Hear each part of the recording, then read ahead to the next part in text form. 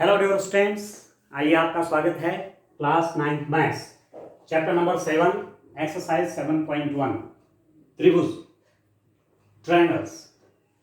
Triangle के संबंध में बेसिक इंफॉर्मेशन हमने पहले ही उसके संबंध में पढ़ लिया है।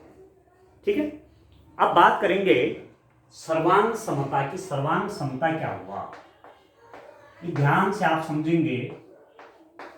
सर्वांग सम कॉन्ग्रेंट,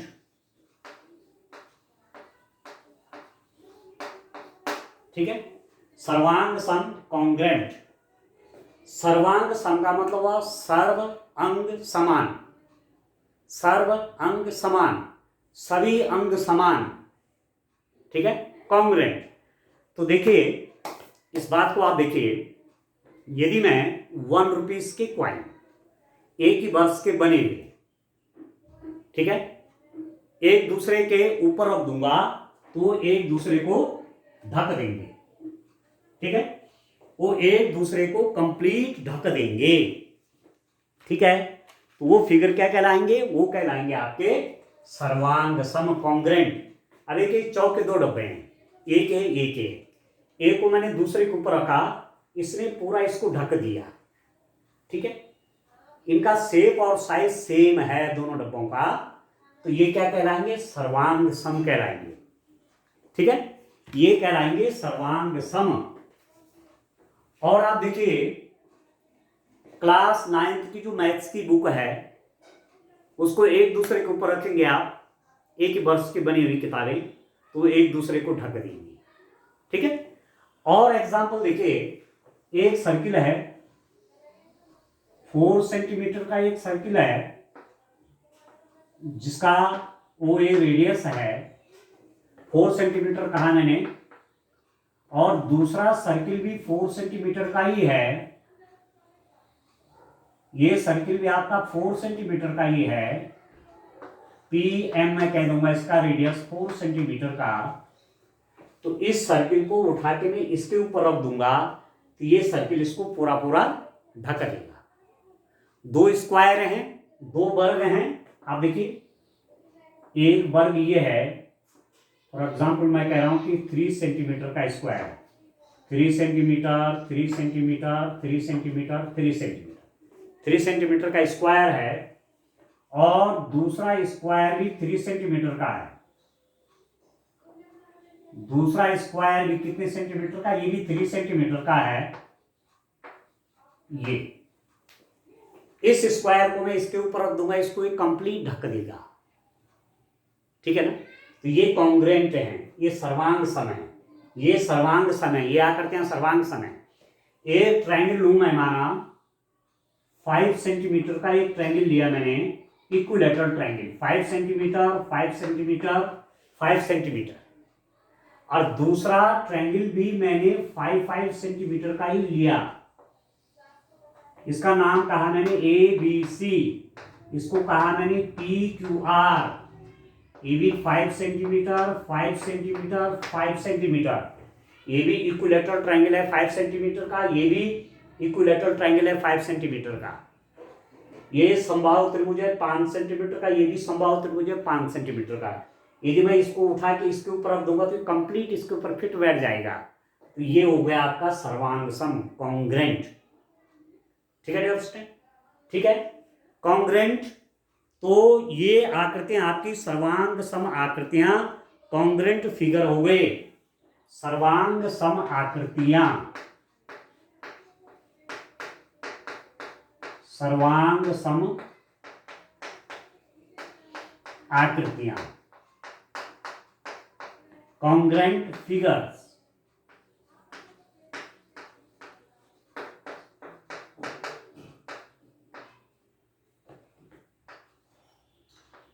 ये कॉन्ग्रेंट फिगर हो गए, ठीक है। अब यहां हमने कॉन्ग्रुएंसी पढ़नी है ट्रायंगल के लिए, सर्वांग समता पढ़नी है त्रिभुज के लिए। और जब आप नेक्स्ट स्टेप 10th में जाएंगे तो वहां आप ट्रायंगल के अंदर सिमिलैरिटी पढ़ेंगे, समरूप, वहां क्या पढ़ेंगे आप, समरूप, सिमिलर, या सिमिलैरिटी, वहां समरूपता पढ़ेंगे आप। 9th में पढ़ रहे हैं सर्वांग सम, सर्वांग समता, कॉन्ग्रेंट, और 10th में पढ़ेंगे समरूप त्रिभुज, सिमिलर ट्रायंगल। तो इसकी बात तो ठीक है 10th में ही करेंगे जब आगे आप जाएंगे, पर यहां पर सर्वांग समता की बात है दोस्तों, ठीक है। तो कुछ कंडीशंस हैं, दो ट्रायंगल कब कब सर्वांग सम होती हैं, दो ट्रायंगल्स कब कब कॉन्ग्रेंट होते हैं, उसके लिए कंडीशन है। अब हर समय आप ऐसे नहीं कह सकते कि इसको उठा के यहां रख दूंगा, अब उठा दूंगा मैं इसको नहीं उठा पाऊंगा ना, तो कैसे जानूंगा मैं कि ये ट्रायंगल क्या है, कॉन्ग्रेंट है। तो उसके लिए कुछ कंडीशंस हैं, उन कंडीशंस को हमको विचार करना पड़ेगा, ठीक है। इसमें एक वर्ड आपका आता है सीपीसीटी, ठीक है। सर्वांग सम त्रिभुजों में एक चीज ध्यान रखना है, सर्वांग सम त्रिभुजों में, सर्वांग सम त्रिभुजों में संगत भाग बराबर होते हैं, सर्वांग सम त्रिभुजों में संगत भाग बराबर होते हैं,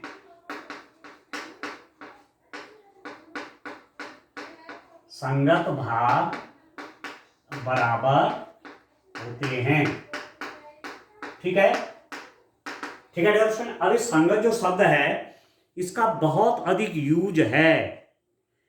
इन congruent triangles corresponding parts are equal, in congruent triangles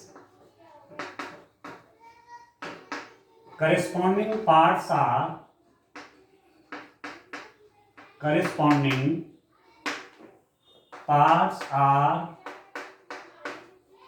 equal, ठीक है, ठीक है डियर। अब करेस्पॉन्डिंग क्या हुआ ट्रायंगल के लिए, ए बी के संगति पी क्यू है, ए बी और पी क्यू करेस्पॉन्डिंग है, संगत, इसके संगत ये है, बी सी और क्यू आर संगत है, ए सी और पी आर संगत हैं, वर्टेक्स ए और पी आप संगत कह सकते हैं, बी और क्यू अपने आप में संगत हो गए, सी और आर भी आपके संगत हो गए, ये यहां बैठ जाता है, ये यहां बैठ जाता है, ये यहां बैठ जाता है, ठीक है डियर, समझ में आ रहा है। तो यहां पर संगत जो है इसको आपको अभी क्लियर बताएंगे कि संगत का मतलब क्या हुआ। एक वर्ड इसमें आता है CPCT, corresponding parts of congruent triangle. CPCT का मतलब हुआ, जब आगे करवाऊंगा ना और डिटेल में इसको, तब ये आप धीरे धीरे आपको समझ में आ जाएगा। Corresponding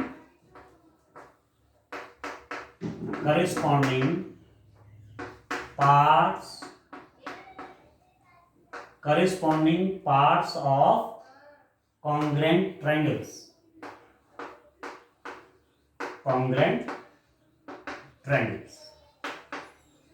corresponding parts of congruent triangles।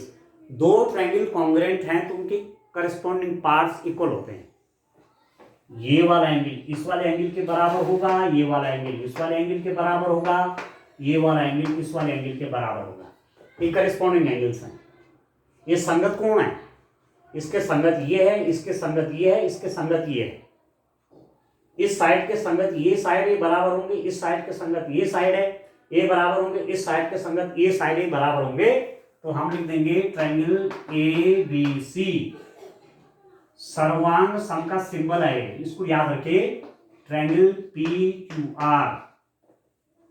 सर्वांग समता की जब बात होगी तो उसका सिंबल इस रूप में है उस टाइम, ये ठीक है, एक वेव टाइप का और दो ये पैरेलल लाइन है। यहां ऐसा सिंबल कहीं पर बना रहेगा तो आप समझ जाएंगे वो सर्वांग सम को दिखा रहा है, ठीक है। और जब सिमिलरिटी की मैं बात कर रहा था, जब आप 10th में पढ़ेंगे तो वहां इस रूप का सिंबल है, दो ट्रायंगल के बीच में यदि ये है तो आप समझ जाएंगे वो क्या है, सिमिलर ट्रायंगल है, समरूप है, तो क्लास 10 पे पढ़ेंगे, ठीक है।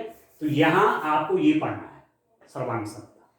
तो इसमें कुछ कंडीशंस हैं, कौन ट्रायंगल आपके सर्वांग सम हुए, कौन ट्रायंगल्स आपके कॉन्ग्रुएंट होते हैं उसके लिए कंडीशंस आपको पढ़नी पड़ेंगी। 4 कंडीशन है डियर स्टूडेंट, और वो 4 कंडीशंस आपको दिमाग के अंदर रखनी पड़ेगी। ठीक है, तो जो जहां पर यूज हो रहा है उसका आप यूज करेंगे और एक क्लियर फिगर आपके दिमाग में बैठेगा। ठीक हो गया। पहला एक एक्सिम है, देखिए वो एक्सिम आपसे क्या कहता है। एक्सिम आपसे कहता है दो त्रिभुज सर्वांगसम होते हैं यदि एक त्रिभुज की दो भुजाएं और उनके अंतर्गत कोण दूसरे त्रिभुज की दो भुजाएं और उनके अंतर्गत कोण के बराबर है। Two triangles are congruent if two sides and the included angle of one triangle are equal to the two sides and the included angle of the other triangle. SAS congruency rule. SAS सर्वांग समता नियम। ठीक है, SAS congruent, SAS congruent rule, SAS congruence rule.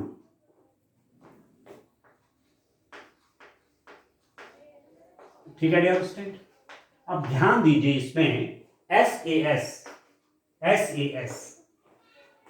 S this denote for side, A denote for angle, S denote for side. S क्या दिखा रहा है?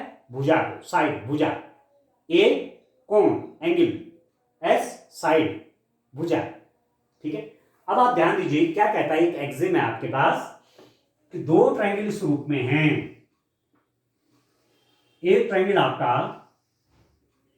PQR triangle है और दूसरा ट्रायंगल है डियर स्टूडेंट ABC। एक ट्रायंगल मेरे पास PQR है, दूसरा ट्रायंगल ABC है। इस रूप में है कि A साइड 5 सेंटीमीटर है, A साइड भी 5 सेंटीमीटर है। मैं उदाहरण दे रहा हूं, A साइड 6 सेंटीमीटर है, A साइड 6 सेंटीमीटर है। ये एंगल आपके पास 30 डिग्रीज है, ये एंगल 30 डिग्रीज है। आप देख रहे हैं साइड PQ, भुजा PQ is equal to side, भुजा कौन सी? AB। ठीक है, साइड PQ की लेंथ बराबर है साइड AB की। ठीक है, आप देखिए भुजा PR, भुजा PR बराबर भुजा कौन सी dear student? AC। Side PR is equal to side AC, side PR is equal to side AC, दोनों 6 सेंटीमीटर है। And angle P is equal to angle A, angle P angle A के बराबर है। ठीक है, तो दिस इंप्लाइज दैट, इसका मतलब हुआ कि triangle PQR is congruent to triangle ABC। त्रिभुज PQR सर्वांग सम है त्रिभुज ABC के। तो ये एक्सिम है कि एक त्रिभुज की दो भुजाएं और उनके बीच में इंक्लूडेड एंगल, एक त्रिभुज की दो भुजाएं और उनके बीच का अंतरित कोण दूसरे त्रिभुज की दो भुजाएं और उनके बीच के में अंतरिक्त कोण के बराबर हो तो दोनों त्रिभुज सर्वांगसम होते हैं। ठीक है, if two sides and included angle of a triangle is equal to two sides and included angle of another triangle, then these two triangles are congruent. पहली कंडीशन है ये पहला एक्सिम है आपका सर्वांग समता का, जिसको बोलते हैं SAS, side side side angle, angle बीच में है, side side angle, side side angle, ये साइड इस साइड के बराबर, ये साइड इस साइड के बराबर, इस साइड और इस साइड के बीच का एंगल ये इस साइड और इस साइड के बीच के एंगल के बराबर है। तो ऐसी स्थिति में ट्रायंगल क्या हो जाते हैं, कॉन्ग्रेंट हो जाते हैं, सर्वांग सम। ठीक है, कहने का मतलब ये हुआ कि इसको उठा के मैं इसके ऊपर रख दूंगा, पूरा फिट आ जाएगा। अब आप मेरा सेम मत देखिए, मैं तो अंदाज से बना रहा हूं। इसका मतलब क्या हुआ, जब ये कॉन्ग्रेंट आ गया तो PQ तो AB के बराबर था ही, PR AC के बराबर था ही, तो आपके पास साइड क्या क्या आ जाएगा, side QR is equal to side BC, भुजा QR भुजा BC के बराबर हो जाएगा जब ये कॉन्ग्रेंट हो जाएंगे। ठीक है, जब ये सर्वांग सम हो जाएंगे, सर्व अंग समान। मैंने इससे पहले वाले लेक्चर में ट्रायंगल के डिफरेंट पार्ट्स आपको बताए थे। 3 साइड्स होती हैं और ट्रायंगल के 3 एंगल होते हैं। तो यदि सर्वांग सम हैं, यदि ट्रायंगल कॉन्ग्रेंट हैं, तो उनके तीनों एंगल बराबर होंगे और तीनों साइड में बराबर मेजरमेंट की होगी। ठीक है, ये साइड इस साइड के बराबर दिया हुआ है, ये साइड इस साइड के बराबर दिया हुआ है, ये एंगल इस एंगल के बराबर दिया हुआ है। एक्सिम कहता है कॉन्ग्रेंट, इसका मतलब ये साइड इस साइड के बराबर होगी। एंगल Q, कोण Q इस कोण के बराबर होगा और ये वाला कोण angle R will be equal to angle C। ये ठीक है डियर स्टूडेंट। तो पहली कंडीशन क्या है, SAS congruence rule, side angle side, दो भुजाएं उनके बीच का अंतरित कोण, एक भुजा ये एक भुजा, उनके बीच में ये कोण बन रहा है, ए साइड है ए साइड, उनके बीच में एक कोण बन रहा है, side angle side, side angle side. यदि ये रूल फिट होता है तो ये ट्रायंगल आपके कहलाएंगे कॉन्ग्रेंट ट्रायंगल। ठीक हो गया, एक बात ही आपके पास आ गई। ठीक है डियर स्टूडेंट, अब इस पर एक जो है थ्योरम भी है, वो थ्योरम क्या है देखिए, उसको भी देखिए आप। तो मैं आपसे कह रहा था कि कॉन्ग्रेंसी के लिए आपको 4 बातें यहां बताएंगे, 4 चीजें होंगी, 2 चीजों पर आज डिस्कस करेंगे, 2 पर बाद में करेंगे। तो कॉन्ग्रेंसी रूल्स आपको ठीक से तैयार करने हैं डियर स्टूडेंट। ठीक हो गया, आप देखिए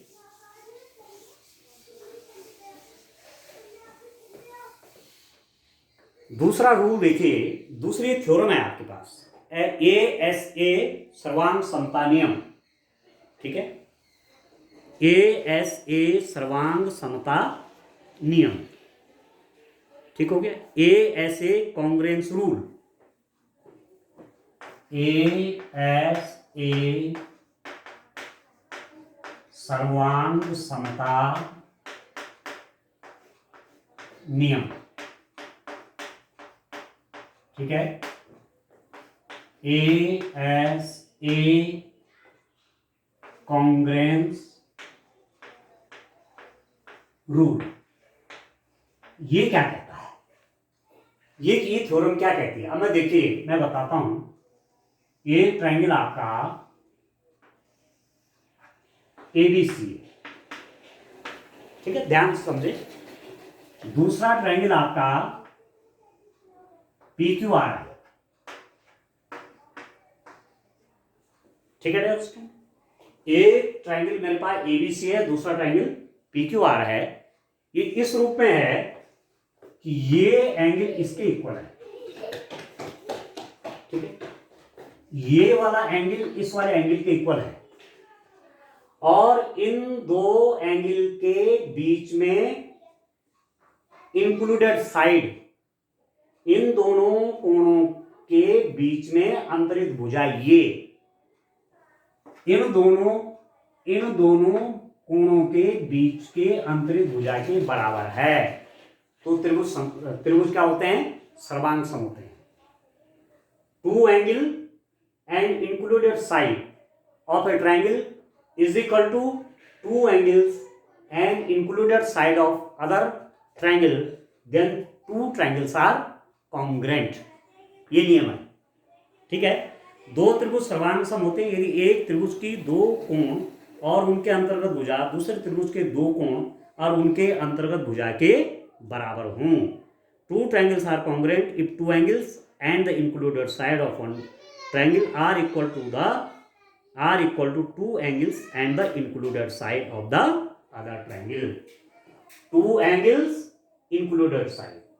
Two angles included side. Then these two triangles are congruent. आप लिख देंगे triangle ABC is congruent to triangle PQR. क्या है सर्वांग समता का नियम?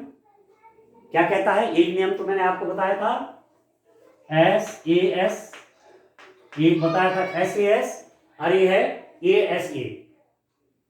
पहला रूल बताया, दूसरा ये ASA। AS मतलब एंगल साइड एंगल, दो एंगल हैं, दो कोण और उनके बीच में अंतरित भुजा, ये कॉमन साइड है भाई। ये वाला एंगल किस किस भुजा ने बनाया है? इसने और इसने।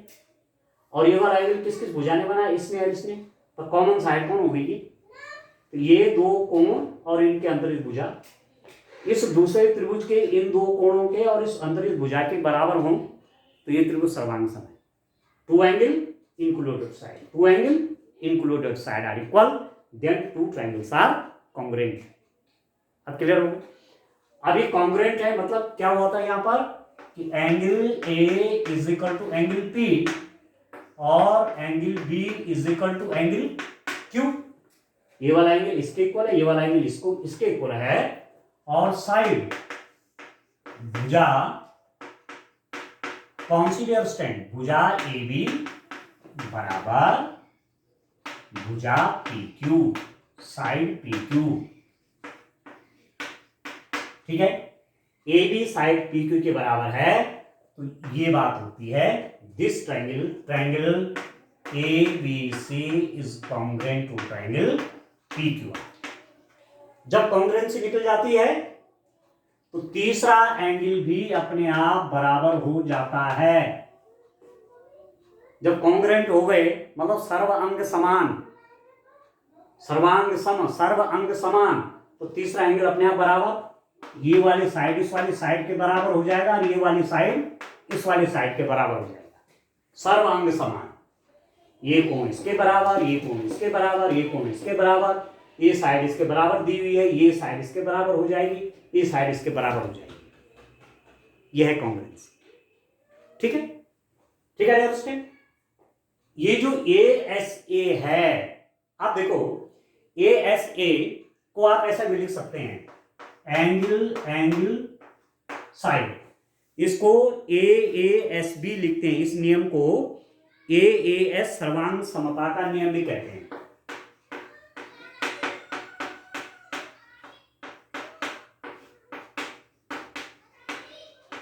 ठीक है, एंगल साइड कॉन्ग्रुएंस रूल, इसको भी आप जान लीजिए। ये रूल आपसे क्या कह रहा है? यदि दो त्रिभुज सर्वांग सम होते हैं, यदि इनमें इन त्रिभुजों के दो कोणों के युग्म बराबर हो और संगत भुजाओं का एक युग्म बराबर हो तो इसे AAS सर्वांग समता नियम कहते हैं। ठीक हो गया? Two triangles are congruent if any two pair of the angles and one pair of corresponding sides are equal, we may call it is as angle side congruence rule. एक एंगल साइड कॉन्ग्रुएंस रूल है, एक पड़ा SAS, एक पड़ा ASA, एक पड़ा angle side. अब इस बात को आप जानते हैं कि यदि किसी ट्रायंगल के दो एंगल सेम हैं, माना आपने कहा NO और इसको कहा आपने XYZ, यदि आपसे कहा गया कि ये एंगल इसके बराबर है, ये वाला एंगल इसके बराबर है, ये एंगल इसके इक्वल है, ये वाला एंगल इसके इक्वल है, तो आप जानते हैं कि तीसरी साइड भी अपने आप, तीसरा एंगल भी अपने आप बराबर हो जाता है। ये होता है, एक ट्रायंगल के दो कोण बराबर हैं तो तीसरा एंगल अपने आप बराबर हो जाएगा, नहीं होगा। माना ये 50 है, अरे ये माना 60 है, तो ये और ये भी 50 है और ये भी 60 है, तो ये भी 110 हुआ और ये भी 110 हुआ, तो यहां पर कितना बचा 70 और 70। ठीक है, ठीक है। तो कोई भी एक करेस्पॉन्डिंग साइड, यहां पर करेस्पॉन्डिंग साइड का ध्यान है, ये साइड यदि इसके बराबर है तो ये सर्वांग सम हो जाएंगे। Triangle M N O congruence to triangle X Y Z.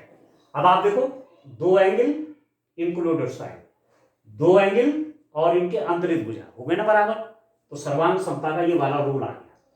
या ये वाली साइड बराबर ना हो, ये वाली ना हो, ये वाली बराबर हो, तो ये देखो ये एंगल इसके इक्वल है, ये एंगल इसके इक्वल है और ये इंक्लूडेड साइड है, तो ये वाला इस रूल से ये फिर कॉन्ग्रुएंट हो जाएंगे। माना ये साइड नहीं बराबर है, कौन सी वाली, ये वाली बराबर है, ये करिस्पॉन्डिंग साइड होना चाहिए, इसके करस्पॉन्डिंग ये है, इसके करस्पॉन्डिंग है, इसके करस्पॉन्डिंग है, इसके संगत भुजा ये है, इसके संगत भुजा ये है, इसके संगत भुजा ये है।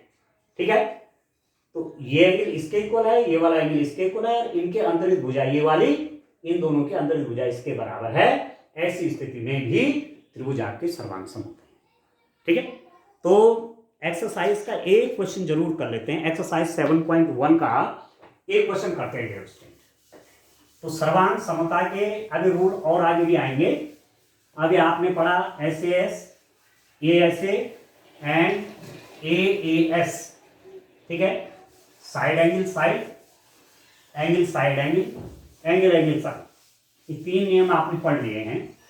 उन पे एक क्वेश्चन करते हैं। देखिए क्वेश्चन नंबर 1 देखते हैं एक्सरसाइज 7.1 का।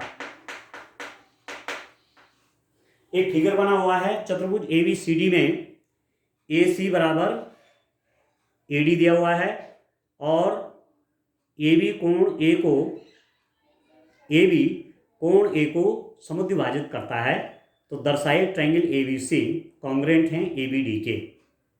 ठीक हो गया, ठीक है दोस्तों, ये क्वेश्चन आपका अपनी बुक में आप देख लेंगे। In a quadrilateral ABCD, AC is equal to AD and AB bisect angle A so that triangle ABC is equal congruent to triangle ABD। ठीक हो गया, तो एक क्वाड्रिलेटरल है ऐसा बना हुआ, देखिए एक चतुर्भुज है,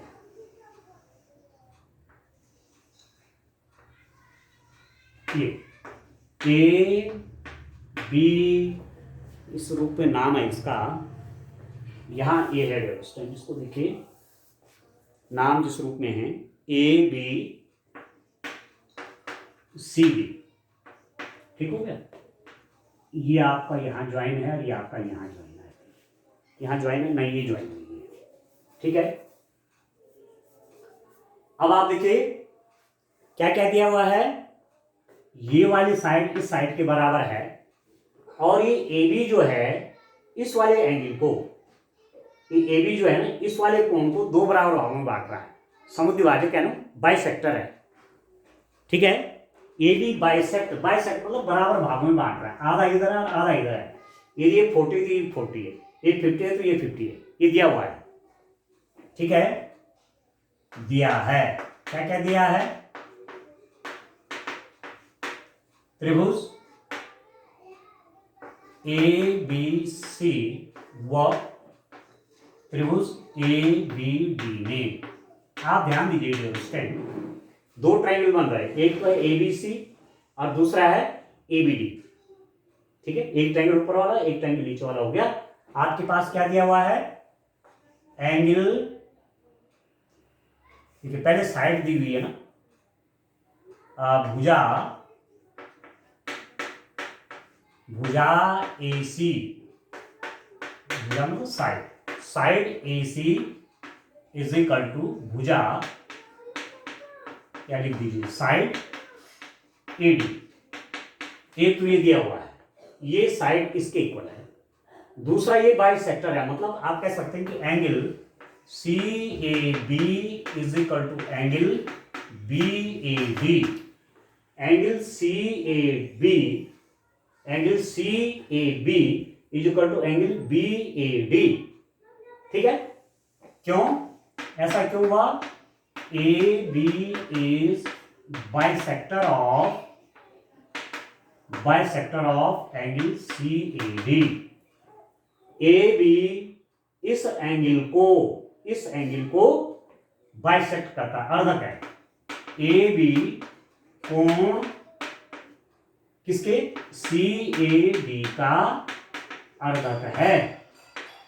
ठीक है डियर स्टूडेंट, इस कोण को ये दो बराबर भागों में बांट दो, तो आधा ऊपर आधा नीचे, ये भी लिख दिया।